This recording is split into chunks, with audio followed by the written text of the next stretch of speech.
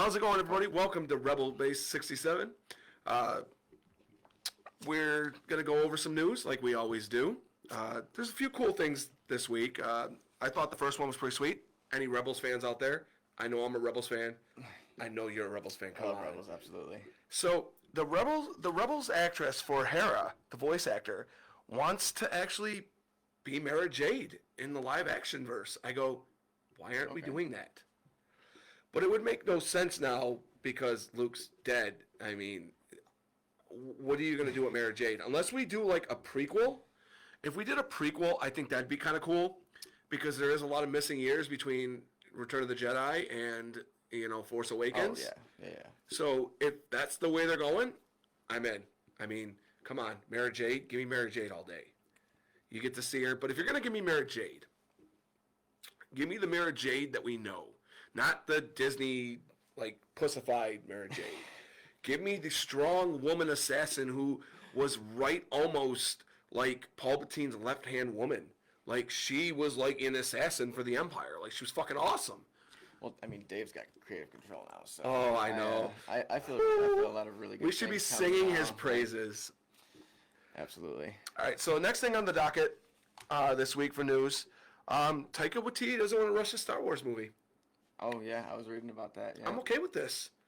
If he's going to take his time to do what he says and he wants to give us the heart and the joy of what A New Hope was, fucking take my money. Take my money. Like, seriously, give me the joy again of being 6 years old, finding a movie like I was with Rogue One. Like, let me get lost in the adventure. Yeah, I'd rather him take his time on it than, rush it and it be a crappy movie, so... Yeah, and especially because you can't tell me he's not a good filmmaker. Like, I mean, come on. The dude's amazing. He's just fantastic. Last thing of news on here is we got to give a celebration to Star Wars Empire at War. It's been going strong for 17 years. They're still getting updates. They're still getting support. That's fantastic. That's a long time. That's fantastic. Like, it amazes me why I never got into that, but I was never into RTS games. I tried to get into Gear Tactics, didn't work for me. So I never tried Star Wars Empire War. Plus, it was an old game. But from what I heard of it, it's pretty fucking sweet. It literally puts you into a war scenario. I've never played it, so... Oh, man. You know what? We got to get into it. You know what? Do it, I think. I'm going to say this right here for anybody watching. 17 years, that's crazy. I'm going to say this for anybody watching. Coming soon. I don't have a time date yet. What I'm going to do is we're going to film a special episode, and we're going to play maybe a couple hours, find somewhere, film a couple hours of us playing RTS's Empire at War for Star Wars. I'd be okay with that. Yeah. That'd be fun. That'd be sweet. That'd be fun. And the last thing on the docket is something that I didn't write down, but I just read before I started heading over. So I think it was Dave Filoni. Was it Dave Filoni? Maybe it was Dave Filoni. But no, it wasn't Dave Filoni. It was Lawrence Kasdan. They were saying, somebody was asking if George Lucas ever watched the sequel trilogy and the Disney Star Wars going forward since they didn't want to use his plans. And he said something that I agree with. He goes, they're beautifully shot. Now, as much as I hate 8 and 9, like I can't fucking stand them, you know it.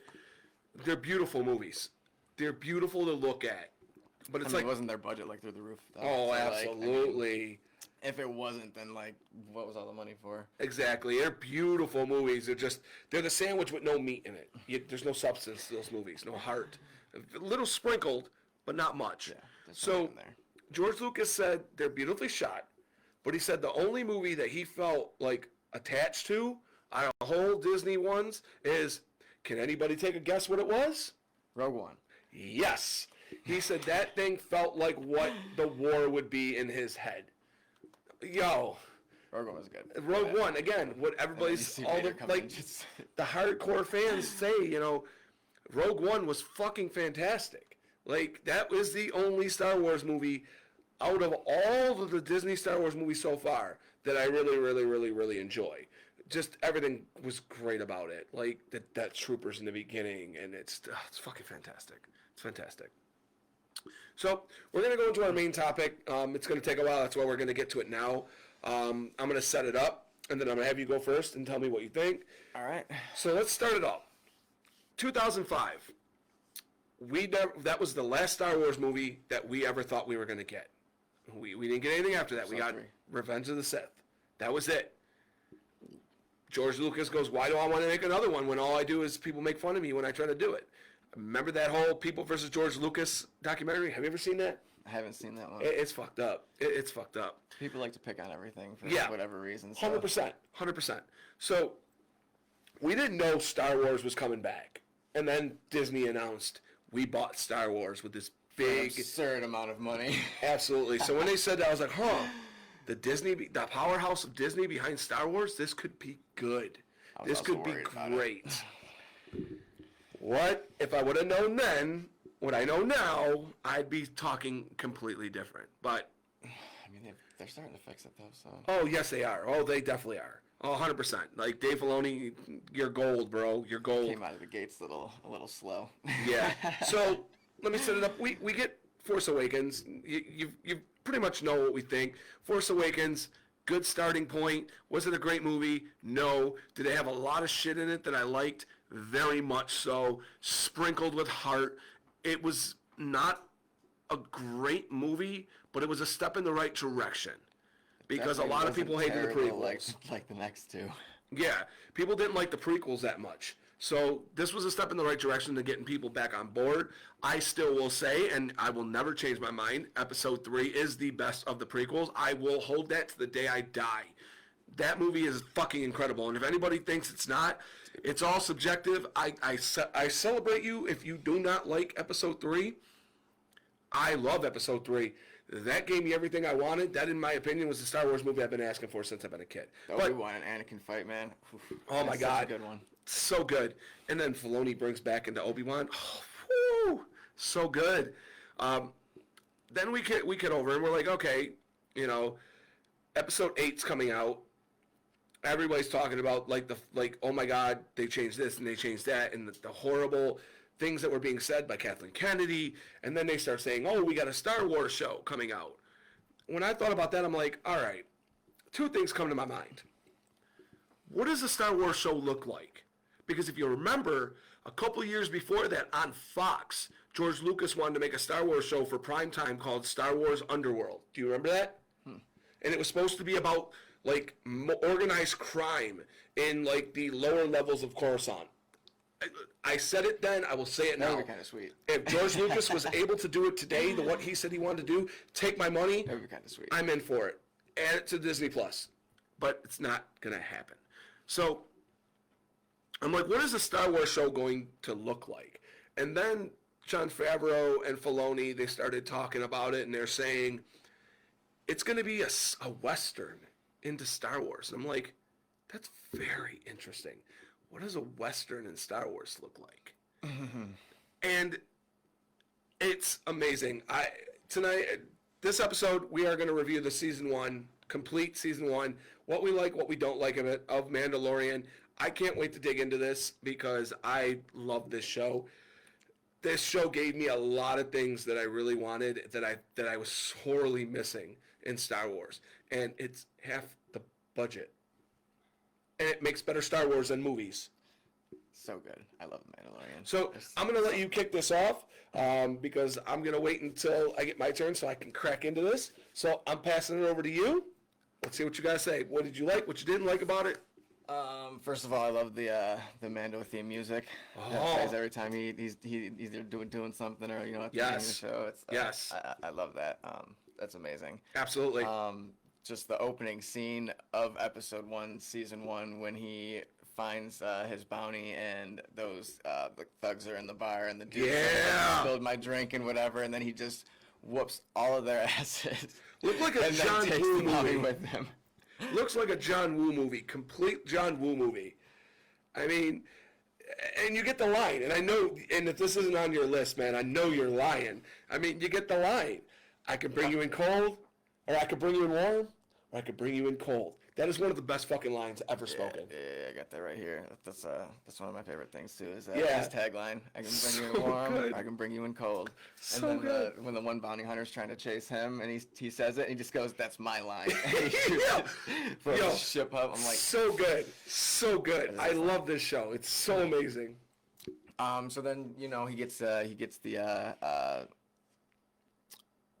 job for Grogu, where he meets the Imperial officer and Dr. Pershing, and so I love when he gets Cloners. I love when he gets to the planet and he meets Queel. I love that dude. Nick Nolte. Fuck yes. I have spoken. Like, I like that guy a lot. It was kind of sad when he died. I was me upset. too. Like, he's a legend. He's fucking legend, so good, man. It's just Such sucks. a legend. And that, I mean, there's so many good characters in this show. Like, so Oh, many absolutely. characters Oh, yeah. amazing. So then, he meets IG-11 shortly after that, and I love IG-11. Like, the bounty droid. He's just so funny. He's just always trying to blow himself up. He's like, we're not gonna make it. I love IG-11. No, don't terminate. Like, He's freaking amazing. I love that character. So good. Do you remember what the only other appearance that an IG unit was in before Mandalorian? I mean, honestly, I think you might see him in the Clone Wars. You're right. Cartoon show. They were in there too, but they first appearance, Knights of the Republic 2 Sith Lords. You got to actually go after one. It's fucking awesome. But continue. So one thing that I found kind of weird was after that. So like everyone is contracted for this job through that same guy. So why was IG-11 contracted and said that he was told to terminate when they wanted it alive? Yep. So that was kind of weird, because if they're all contracted to that same guy and they want it alive, why would his first thing be like, no, the contract is to terminate? Yeah. I found that kind of weird. I was like, I don't think he should have been trying to kill him if that's the case, but, Yeah. whatever. Absolutely. It's just a little thing, it's just a small thing, they need something for him to kill him, whatever, but. To up the stakes. Yeah. Because you knew Mando wasn't going to let him die. Come on. So then he's got more bounty hunters chasing him when he's leaving there, and he gets hurt, and it's the first time you see Grogu trying to help heal his wound, like with the Force, but he keeps getting out of the little egg-shaped thing that he's in, and Mando just keeps putting him back in there. I was like, if he would have known then, like that he finds out later. Yeah, absolutely.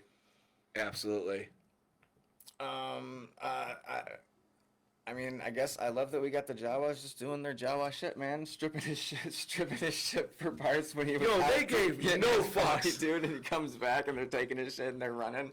They gave no fucks either. They're like, nope, I'm taking this, I'm taking that, fuck you. Like, and then they tries to chase him and shit. I'm like, what are we doing here? It was fucking awesome. I never thought I would like seeing a Jawa chase scene ever in my life as a Star Wars fan, and fuck, they made me want it. So good. And then when he goes to see him later with Queel, the Queel's like, they really don't like you, and he's like, well, I did vaporize a few of them. I love that. Yo, hell yeah, that was great. That was great. I mean, he did an amazing job in this role. Like, I mean, you don't see his face that much, but like just in general, like he's so good. You can make him feel emotion without seeing his face.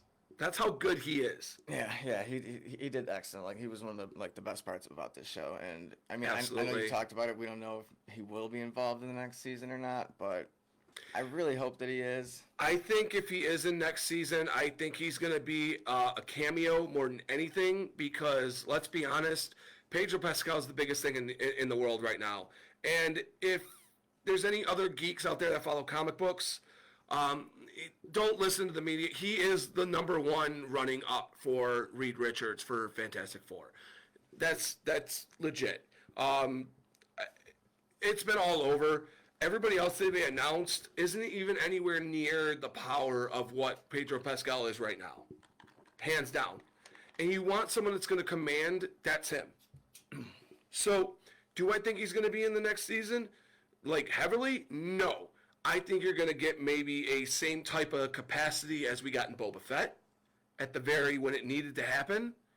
But also, he can also mail in his words. Like, he can do his audio and just send it in. It doesn't have to be him sitting in the suit. That's true. That is true. He could still be the voice and then be the face if he ever has to take the helmet off, which isn't, And here's my thing. Now that he thing. redeemed himself, I mean, I don't think we're ever gonna see his face. No, not anymore. Not especially now after they made sure he rechristened himself in the waters. He's not gonna take his helmet off anymore. He wants to be part of that creed, It's not going to happen. And for any fans that are mad at Pedro Pascal, listen, don't be mad. I'm not going to be mad that you're mad. Don't be mad at the man. He is an amazing actor, and he's doing big things. Let him keep going. This is the newest geek guy we need in these movies, and he keeps killing it. Let him do it. Yes. Be happy for Pedro Pascal, because that just means he's going to give us more and more cool things. I mean, look, we're looking for Last of Us Season 2 is coming too, so I can't wait for that. So, okay, so continue. Sorry to go on that little tangent. It happens. Absolutely, especially because he's such a great actor. Yeah. So we get the Mudhorn scene shortly after that. And so then we get to see how powerful Grogu really is for how young he is. I mean, I know he's 50 years old, but like for his species, that's well. What did very Yoda young. say? Like 300 years training Jedi, I did, or something like that. A lot. I don't even remember.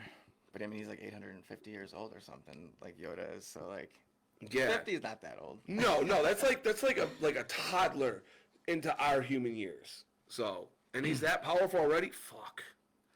Yeah. So how he kills the Mudhorn, like, okay, the knife isn't that big, and he stabs it in the neck, and it just drops instantly, and I'm just like, Yep. I'm not sure if you're gonna. I was going like this too. I'm like that quickly with just that, and it doesn't even get all the way in because he ends up getting on it and sticking it in more, like just to make sure that it's dead. But like, I don't feel like that stick was knocking that thing down. Like it might have wounded it, but I don't think it was. Yeah, and like, if it's that aggressive, it's going to even be like, uber aggressive. Like, what? You'd have to What get the him like fuck? in the heart or the brain or something for him to drop. Like, you know. Yeah, I get weird calling that. They could have done better. I feel like with how he ends up killing it, like.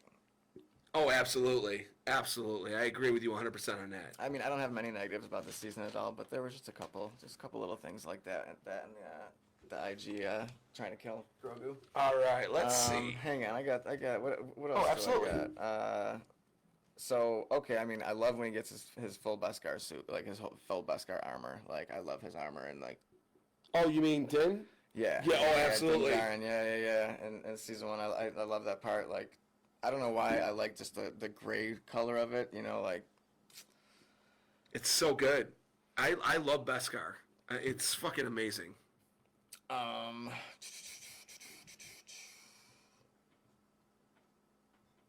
at? Oh, okay, here we go. So after he gets ends up taking Grogu back after he gives him up, and they're going to hide, and they end up finding Kara on that that planet that is like doesn't have a spaceport or anything like that, so he's trying to lay low. I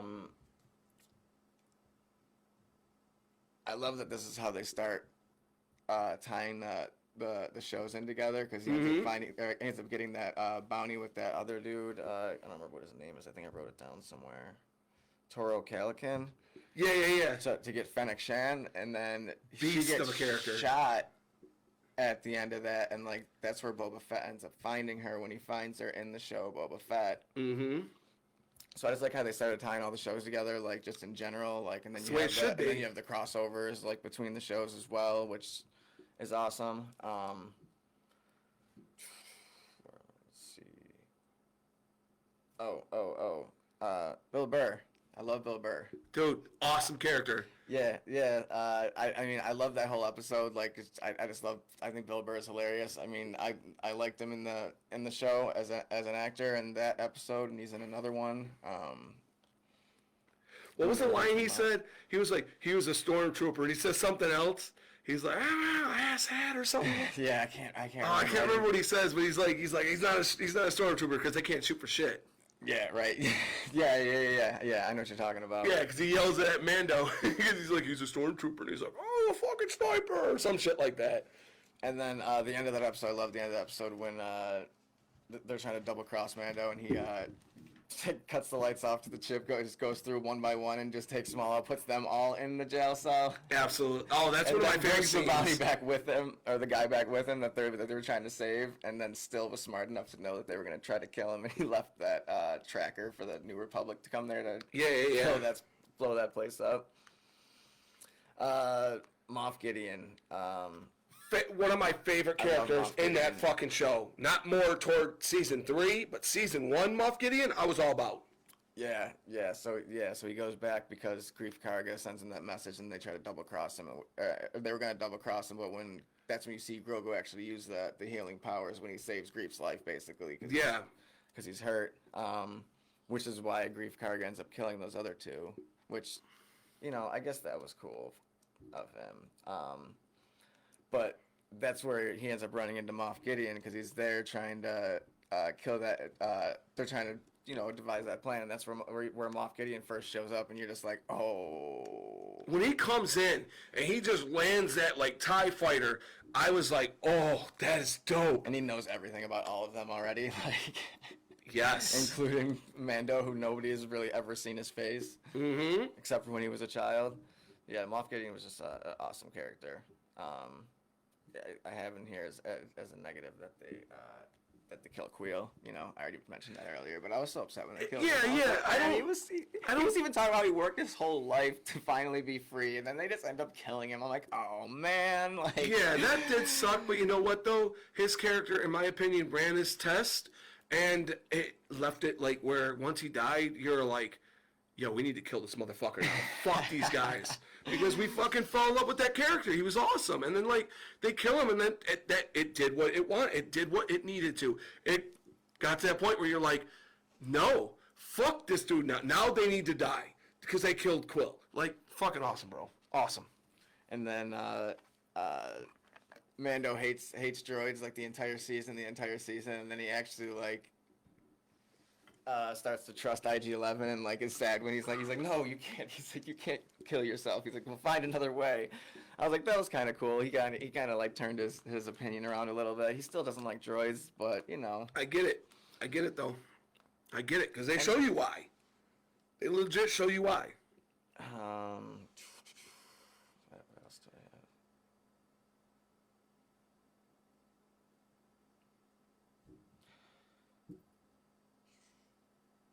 Oh, after that, when they're escaping, the first time you get to see the armorer just go absolutely ham as fuck with her hammer and her fucking tong things, dude.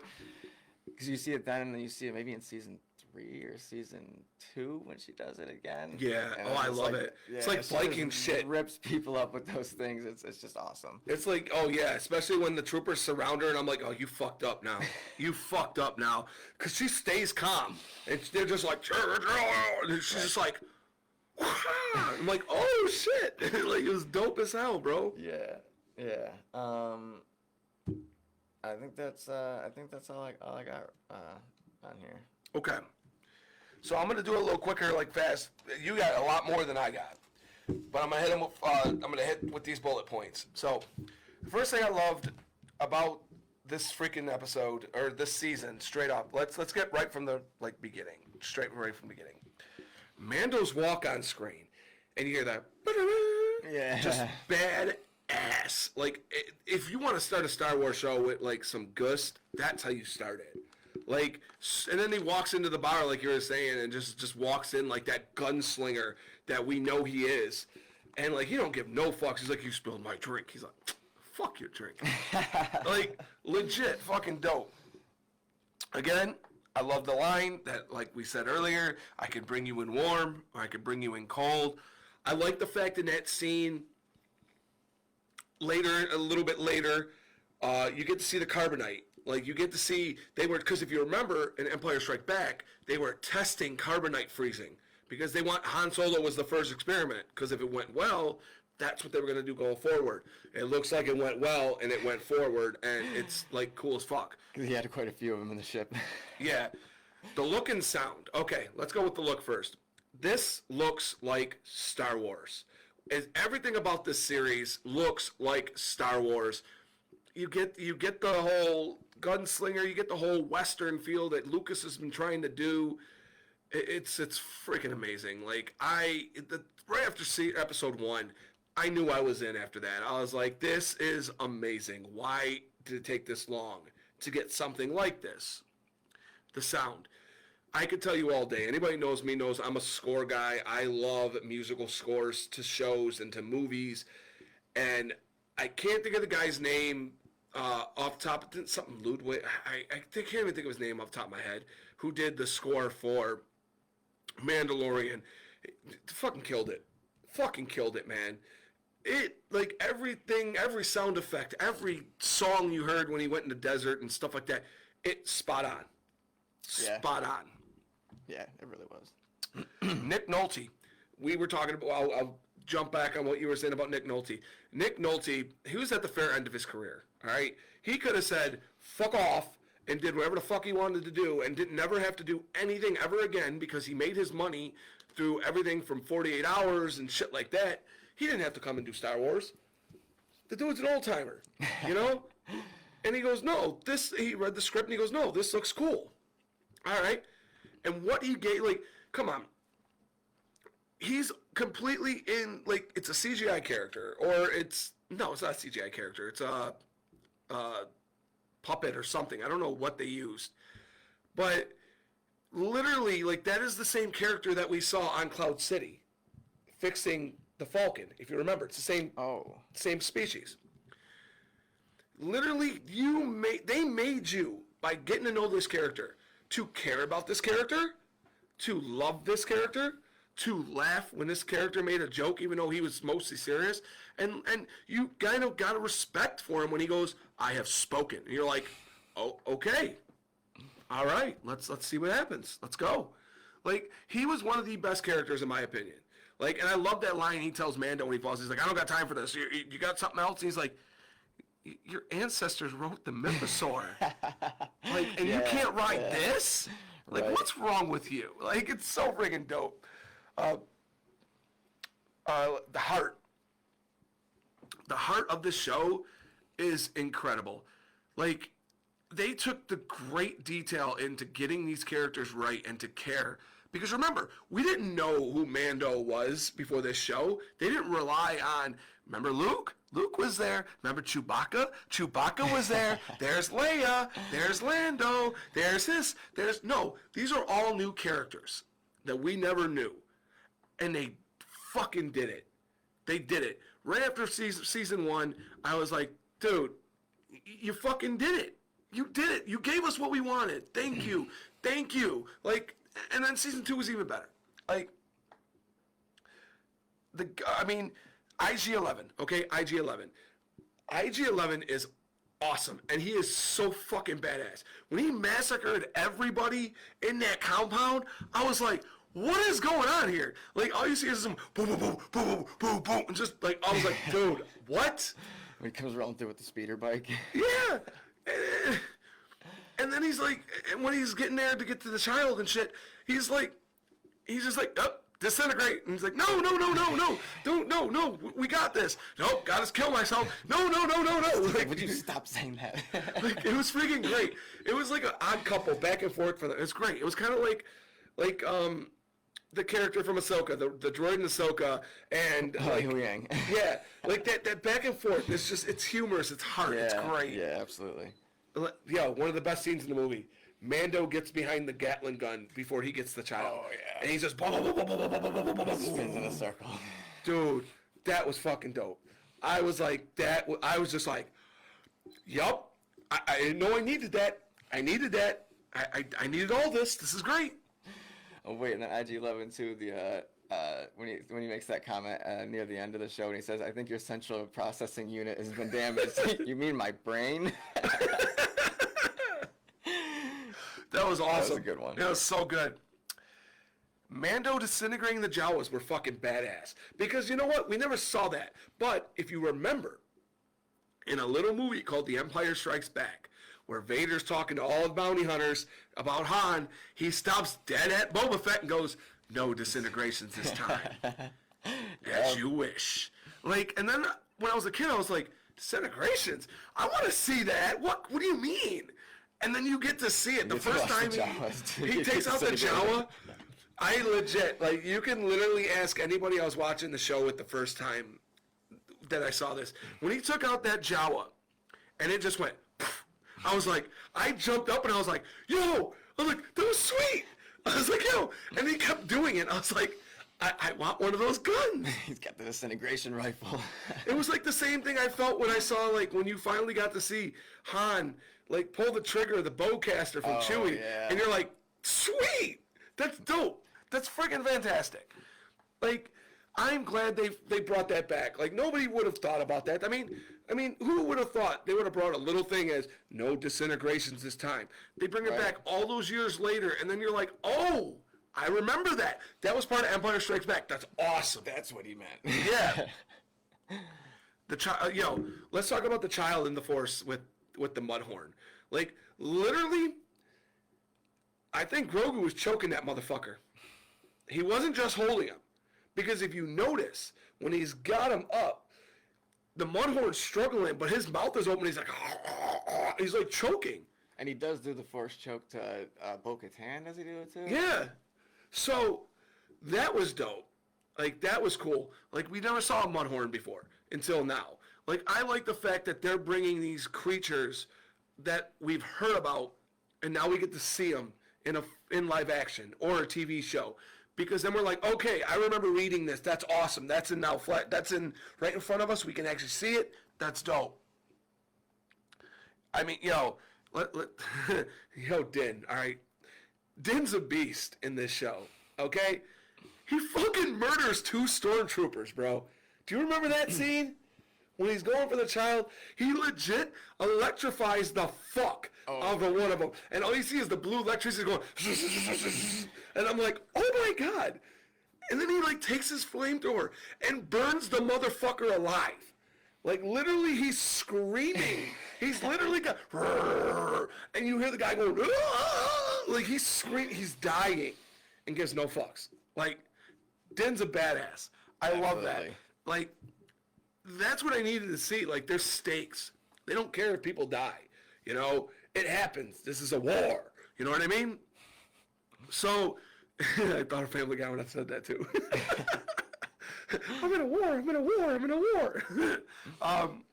Another thing, they're bringing stuff from Legends and other properties and media into live action. If you remember, I call it the Vietnam episode with the forest and shit and the ATST.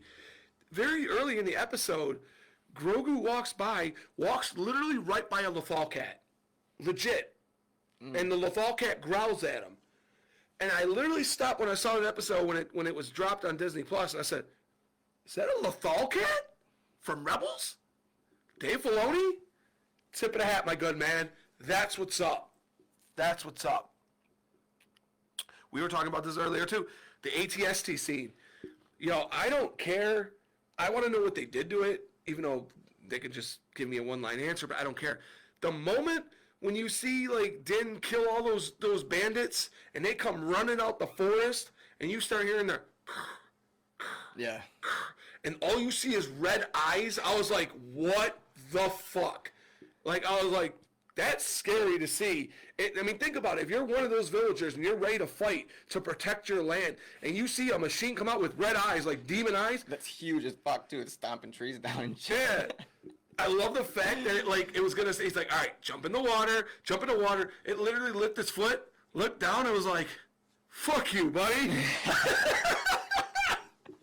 I was like, the dude's smart.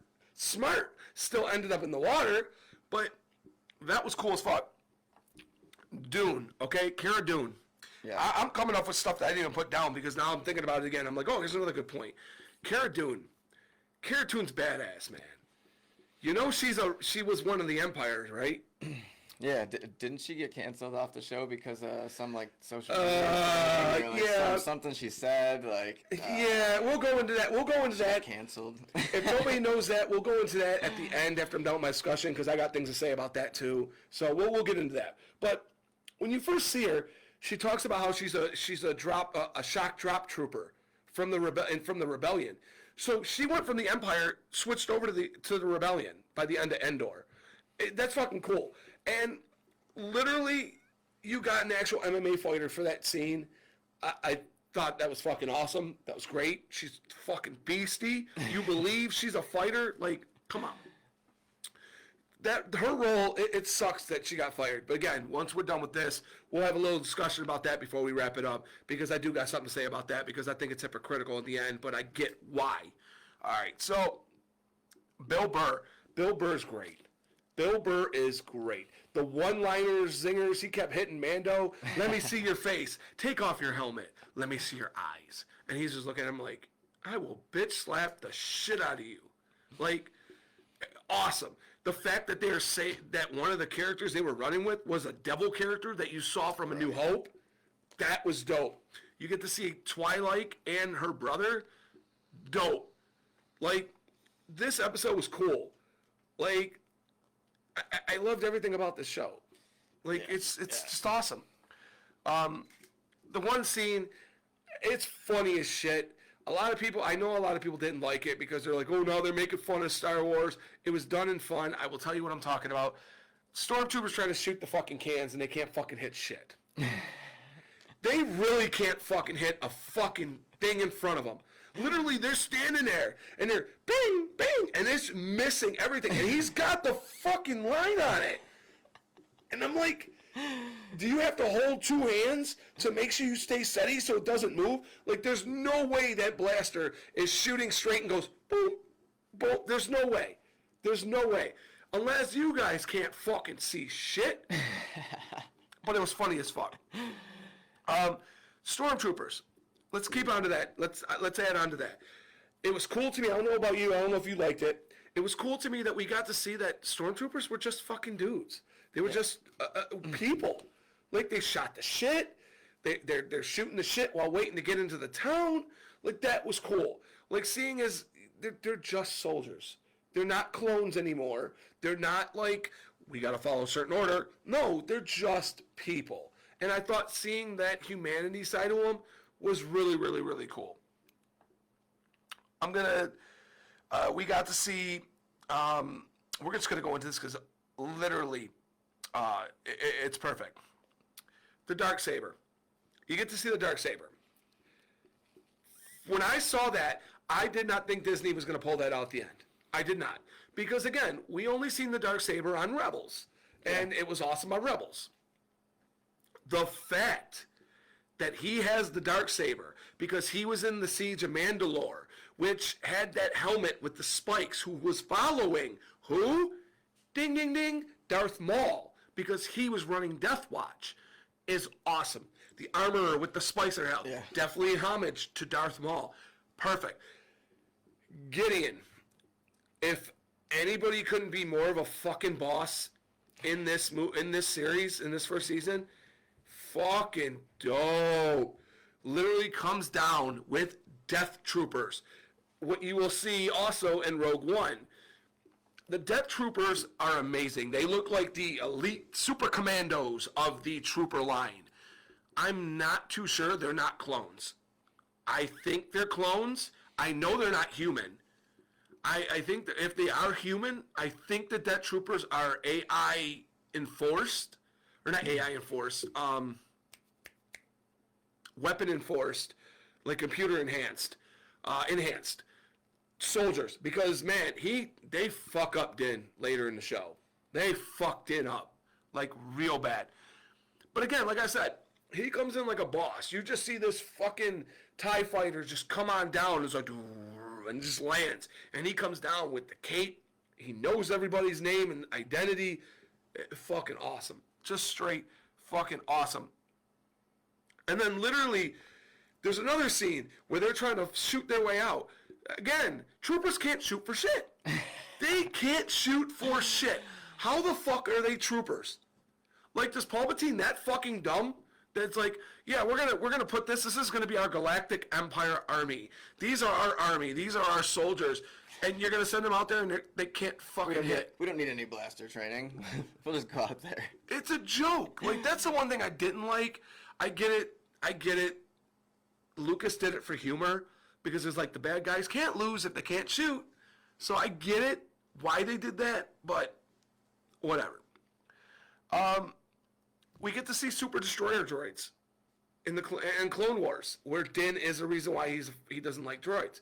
His family was gunned down by Super Destroyers until the Mandos ended up saving him and taking him into the Foundling. This show, let me just say, this show gave me everything I ever wanted in a Star Wars show. It felt like Star Wars. It sounded like Star Wars. It made me feel like Star Wars. And even though there was no Jedi, we still got the Darksaber. Yes. Yes.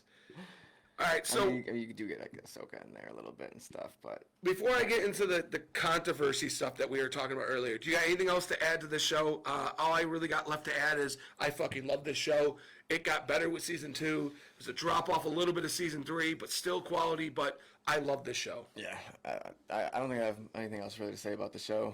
I think I got through pretty much everything.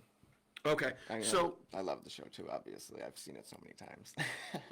So... The thing with the controversy is why I think it's hypocritical. And this is my opinion, and I get it. People are going to say celebrities are humans too. They have opinions. I get it. I think, honestly, if you're in the public eye as a actor or someone like that in the entertainment industry, you shouldn't talk about politics. Ever. Ever. Because you're going to offend somebody and then you're going to get canceled. Which is what fucking ended up happening. So, the war was going on and stuff like that, and both the girl that I can't think of her name off the top of my head, who played Cara Dune, said some things about the war, political statements. She ended up getting in trouble. A month earlier, Pedro Pascal said the same thing. Said something, I forgot what he said, but it said something was like Auschwitz. Oh, I think he said something like, I might be wrong in this, but I think it was something to do with the COVID thing. And he said making people wear masks is like sitting there like Auschwitz, which makes no fucking sense at all. We're wearing masks to save people no matter what you believe. And Auschwitz is where they killed people, okay, in real life. So what I took it as is both her and him said stupid things. Take them, counsel them, educate them. Don't say things like that. To fire her? Right.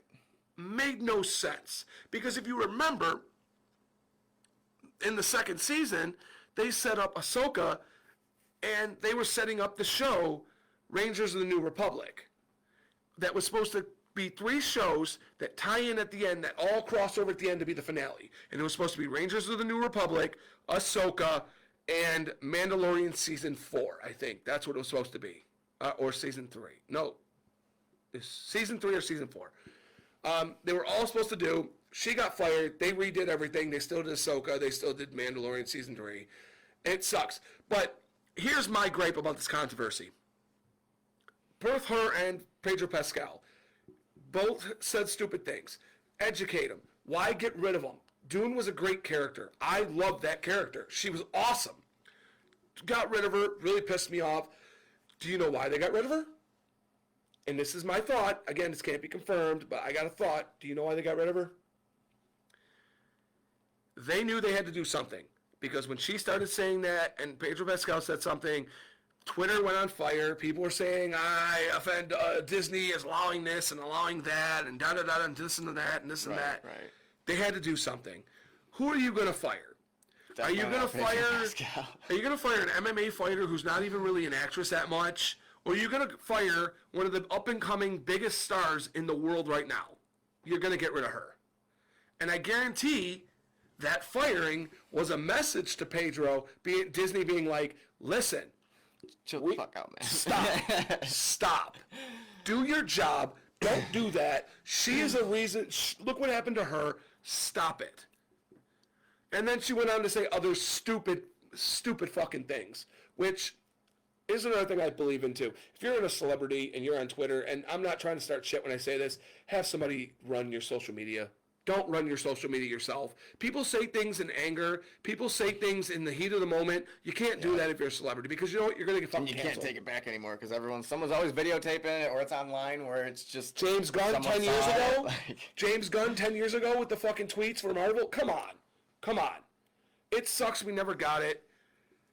I really wish we would have because I think that would have been kind of cool.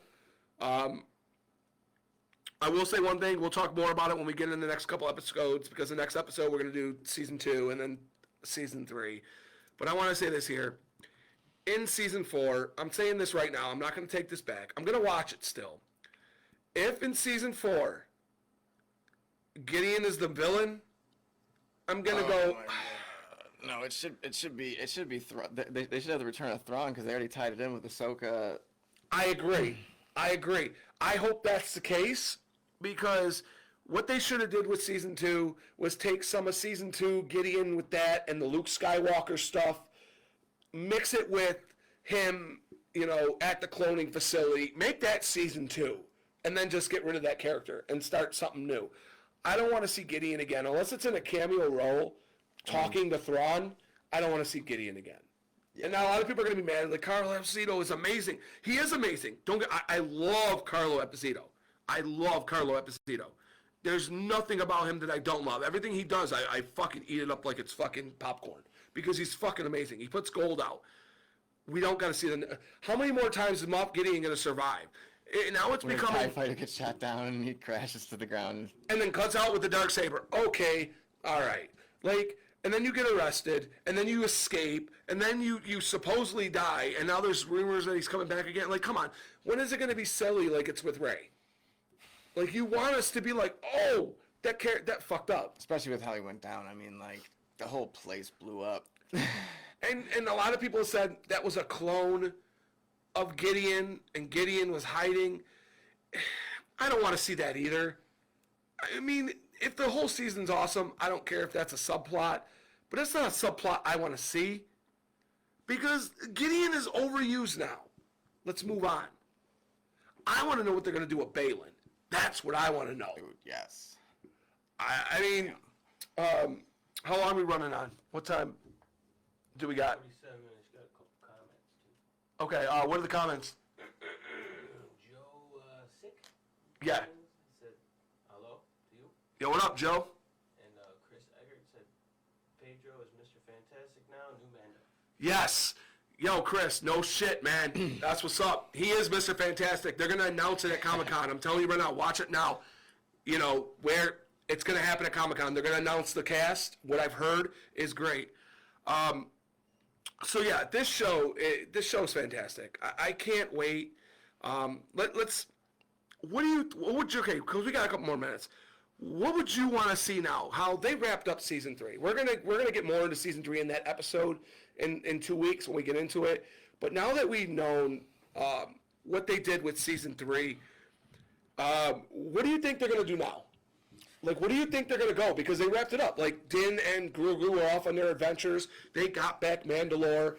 They pretty much wrapped it in a big bow. They didn't give us a cliffhanger to be like, where are we going next? Where do you think they're gonna go next? What would you want to see? Well, so there has to be a continuation to Bo-Katan's story because they have that whole scene in the Living Waters where she sees the mythosaur when she's saving Din when he falls. Yes. So I feel like they need to go somewhere with that now because she even reads about how it's rumored there used to be the lair of the mythosaur, and then when she's saving Din, she sees the eye of it's a mythosaur in the water. Yeah.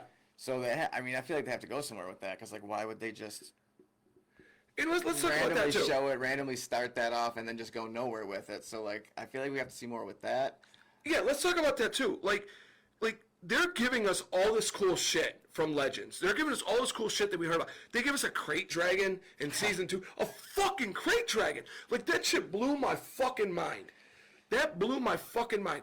The bounty hunter, which I'm not going to give the name of yet, I'm going to wait till season 2 for next week to talk about that. When they brought him from Rebels, I never would have thought they were going to do that. Because how do you make that character into live action? And they fucking killed it. Yeah. They killed him off, which pissed me the fuck off, because why do you kill out one of the coolest characters you ever came out with? Right. I was mad about that. And then you get the Mythosaur in season 3, the mighty Mythosaur that we've heard in legend about that they rode them and they were they rode into battle with them. Awesome. I would like a prequel series. Honestly, Dave Filoni's not listening to this shit. Dave Favreau's not, John Favreau's not listening to this shit, but if he was, I would tell John, Dave, let's get a prequel series. Let's get the Mandalorian Jedi War that we heard about in Knights of the Republic 2, the Sith Lords. I want to see that. I want to see the beginning of the Darksaber, where it was given from the Jedi Council to that Mandalorian to kind of be a piecing bridge between the Mandalorian culture and the Jedi Order. Like, give me that shit. That's what I want. Like, hands down. Hands down. I want more stuff. It's hard to say where else they're going to go with the next season, like, aside from, like, that, because, like, I mean, obviously we know Din and Grogu are going to go to the Outer Rim, whatever, so, I mean, they could show what they're going to start doing now, but, like, they didn't really leave it, on any, like, sort of cliffhanger or anything. So, it's like, every good show goes at least 7 seasons. Tries to.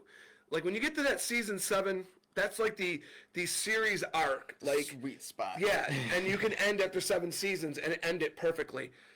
If you remember what Jon Favreau said after season 3 of Mando, he goes, I'm halfway through my story. Almost halfway through my story. I think we're gonna get 7 seasons of Mando and we're gonna end it. And I think we're gonna end it in a place that we're gonna love, that we're gonna see come to fruition, and just everything be awesome. And now, like I said last week, now that Filoni has got a promotion, the writing's on the wall. Kathleen Kennedy's, her time's numbered. I think so too. Her time's numbered. Because why are you now, and he said it, I'm the guy now with my hands in creative. That's Kathleen Kennedy's job to say yay or nay on anything creative. If it's him now, what is that telling you about Kathleen Kennedy? Something that I've said. She's been screwing everything up. Something that I've said, and you can, anybody that's known me I've said this before, time and time again. The writing is going to be on the wall is when Kathleen Kennedy is no longer in the news. She's no longer making Star Wars decisions, and she's no longer up there in interviews. Dave Filoni and Jon Favreau is. I said the way I would do it, because let's be honest. Let me just get a drink real quick.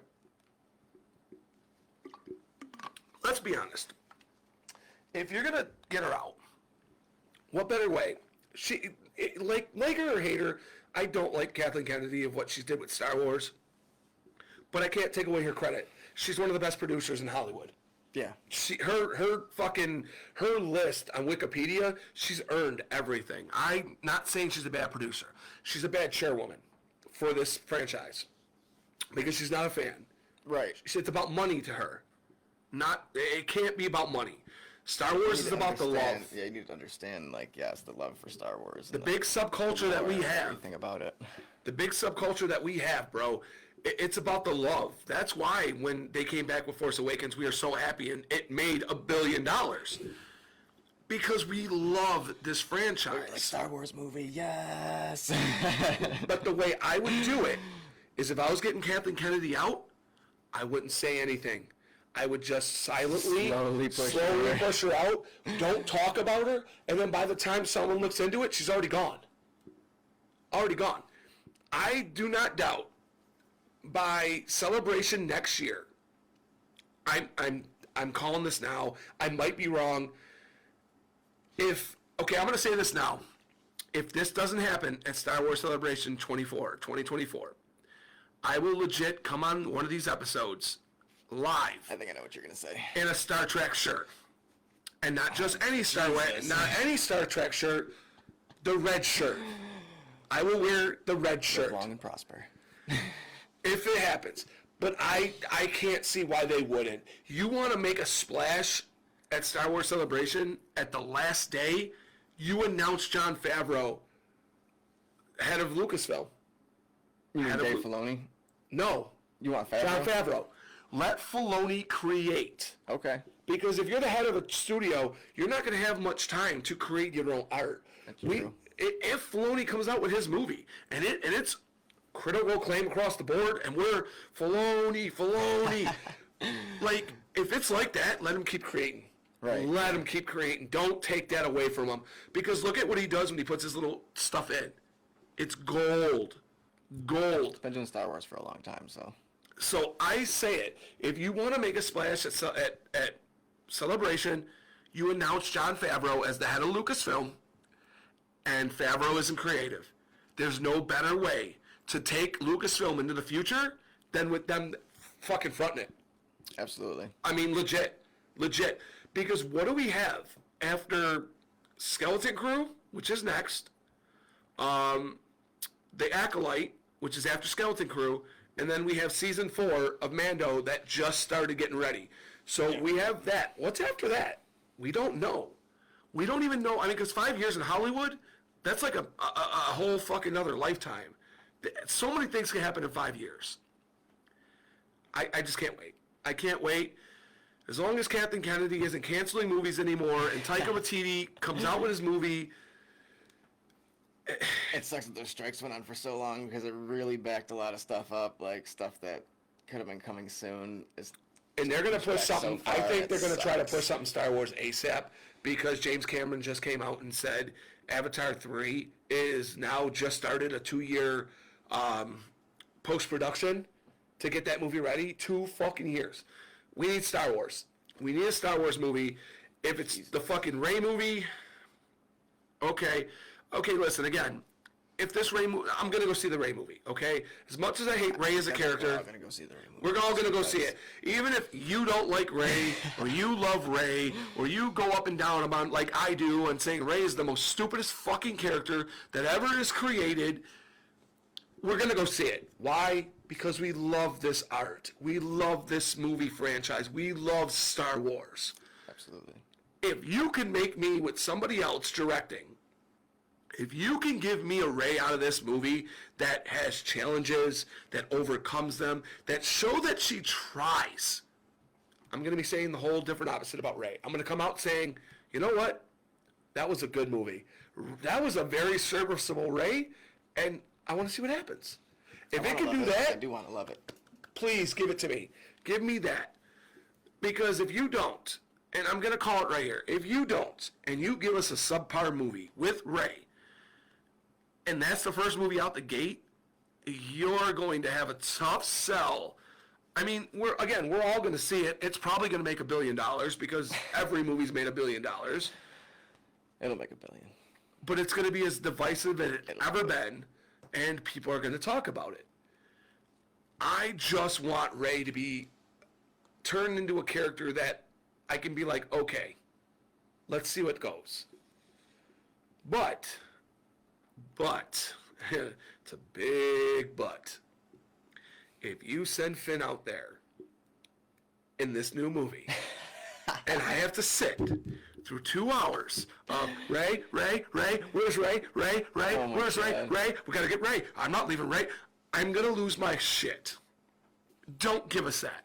Because I hated seeing it in all 3 fucking movies. And I don't want to see Finn the cuck. I don't want to see that shit, okay?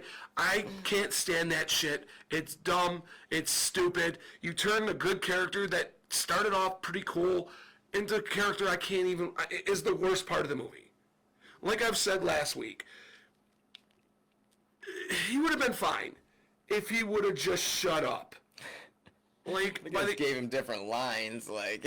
By the end of that movie, I did not care or give a single shit about Finn going forward. I don't care. I don't care. Let him go off, do his own thing. She buried the lightsabers. Good. Walk away. Go fucking walk into the sun. I don't give a shit what you do. Give us something new. Yeah. I want something new. And that's, I think, one of the biggest problems with the trilogy, to be completely honest with you, is fan service. Now, fan service can work, okay? Fan service can work in doses. But when you're beating someone over the fucking head with remember this, remember that, remember this, remember that, remember that, oh, this is just like A New Hope, remember this, it just gets repetitive and old and silly. You could have turned Rey from this scavenger that had to struggle to get what she wanted to do. You legit turned her into a video game character. Nothing was hard. Nothing made sense. Everything was silly. She could do everything. The Force is female. Like, it's just stupid. It's dumb. It's dumb. But we're going to wrap it up we're going to wrap this episode up. Definitely tune in next week. We're going to definitely talk about Season 2. I have a lot to say about the end scene of Season 2 with Luke Skywalker. I have a lot to talk about. And it's not at all negative. It is positive.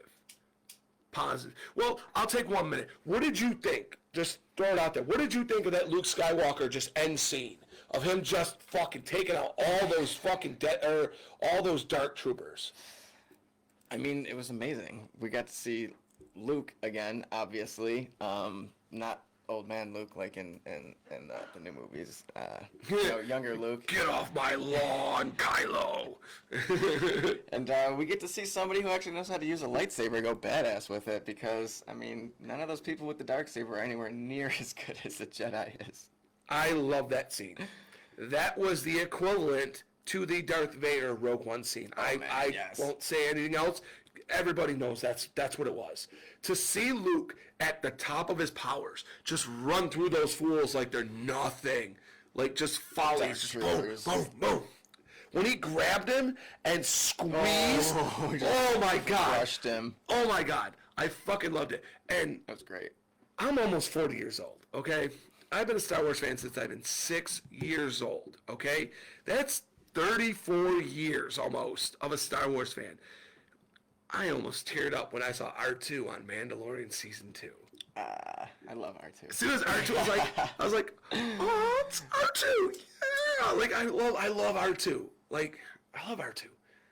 Like, this show, Personality. and I know I'm For a repeating drink. myself, but this show gives me everything I want. Like, so I cannot wait for us to come back and Season 2. talk about this next week with you guys in Season 2. We're going to have our notes. We're going to have our news. I have a feeling we're going to be getting more news more at a rapid pace now, because things are looking like they're going quick at Lucasfilm. So we're definitely going to keep up on it. So until next time, I am Darth Crimson. Jedi Master Grady. We will see you next week.